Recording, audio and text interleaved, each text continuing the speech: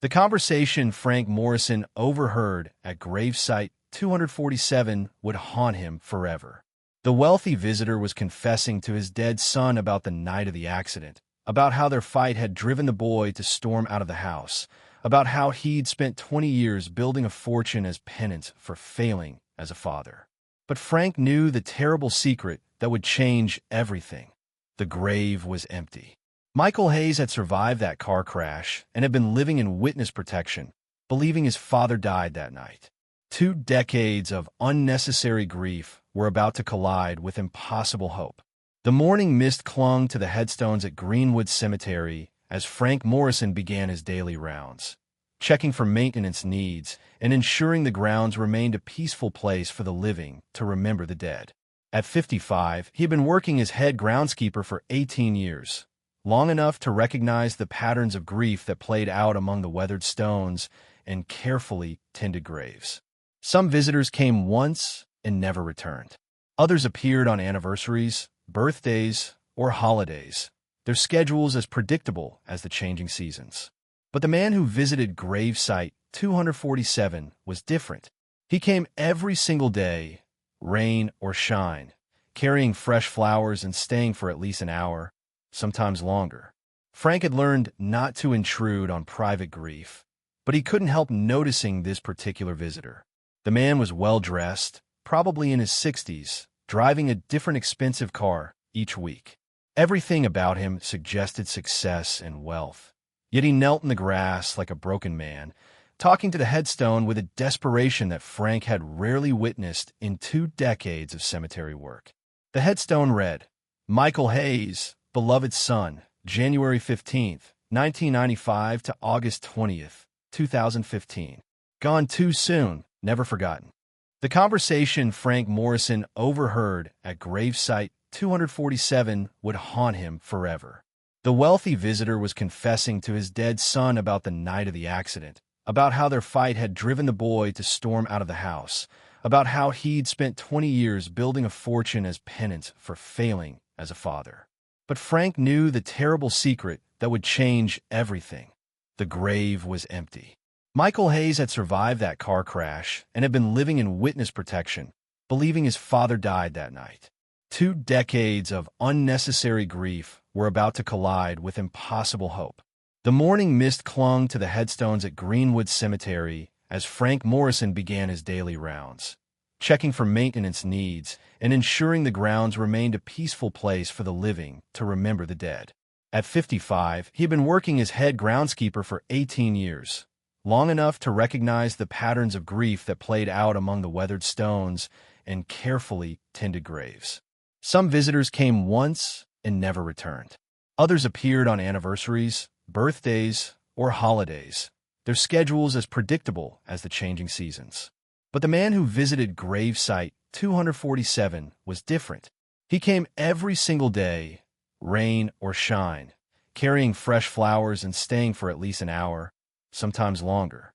Frank had learned not to intrude on private grief, but he couldn't help noticing this particular visitor.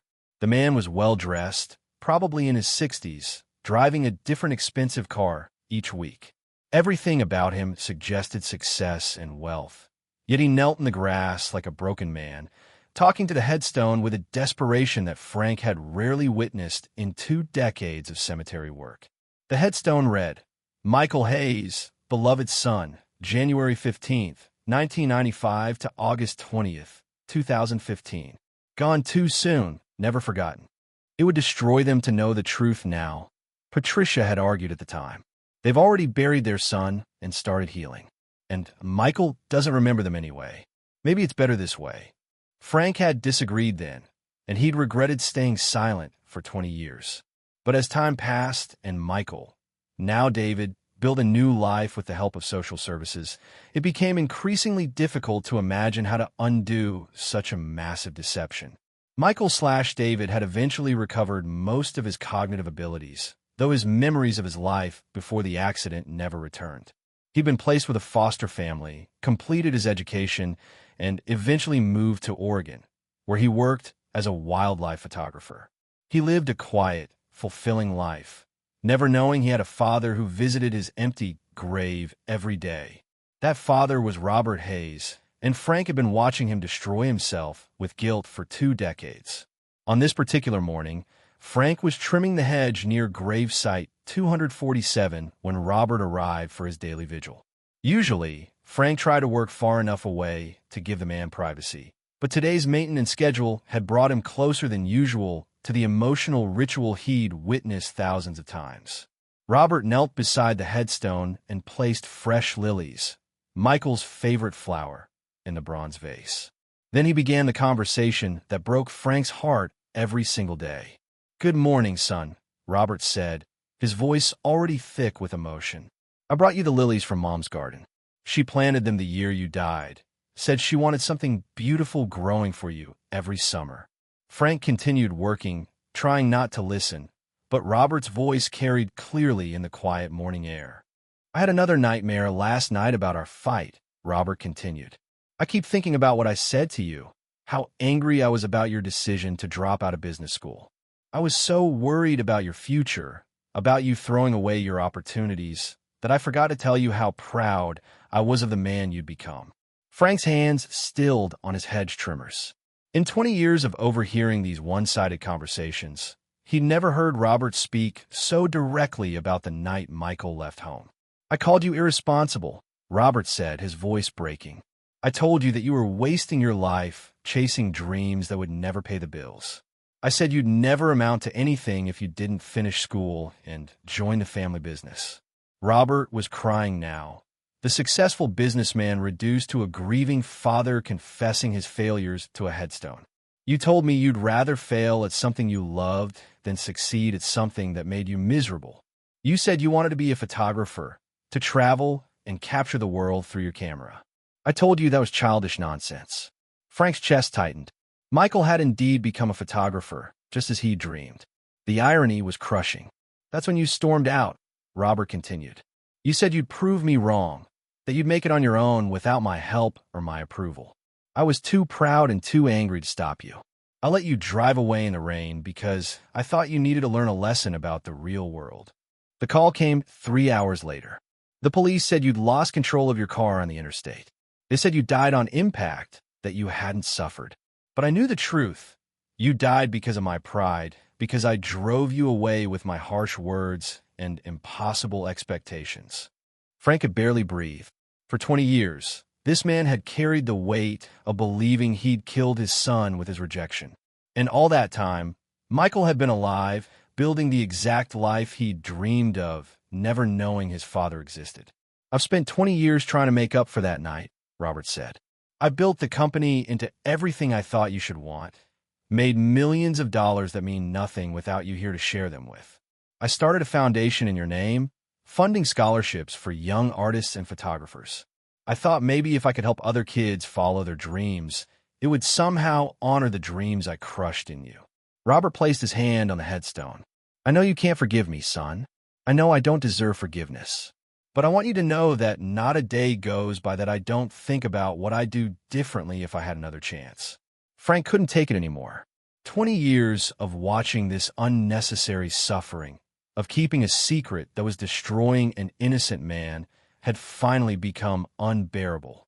"Mr. Hayes," Frank said quietly, stepping out from behind the hedge. Robert looked up, startled and embarrassed at being overheard in his private moment of grief. "I'm sorry," Robert said, wiping his eyes. "I didn't realize anyone was nearby. Sir, my name is Frank Morrison. I'm the head groundskeeper here. I've been watching you visit your son for 20 years, and I need to tell you something that's going to change your life." Robert stood slowly, confusion replacing embarrassment. "What do you mean?" Frank took a deep breath, knowing that the next words would shatter everything Robert thought he knew about his son's death. "Mr. Hayes, this grave is empty. Your son Michael didn't die in that car accident. He survived, but due to a hospital mix-up, you were told he was dead while he was actually recovering in intensive care under a different name." Robert stared at Frank, as if he'd spoken in a foreign language. "That's not possible. I identified his body. I buried my son. You identified someone else's body, a young man named Marcus Haley who died in a different accident the same night. The hospital mixed up their records. Michael was severely injured and lost his memory, so when he woke up weeks later, no one knew who he was because everyone thought Michael Hayes was dead. "You're lying," Robert whispered, but Frank could see the hope beginning to war with disbelief in his eyes.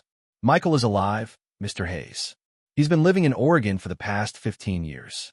He's a wildlife photographer, just like he always dreamed of being.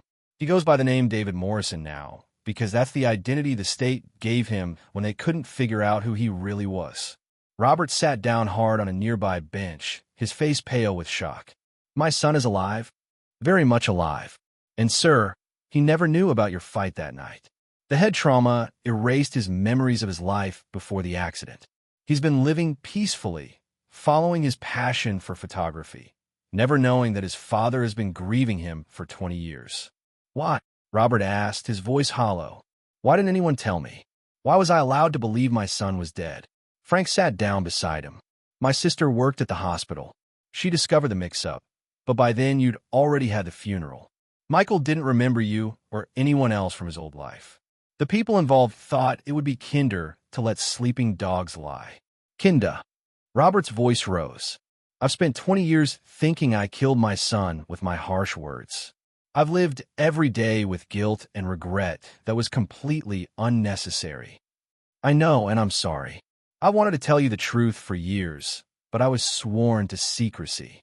Watching you suffer like this, I couldn't stay silent anymore."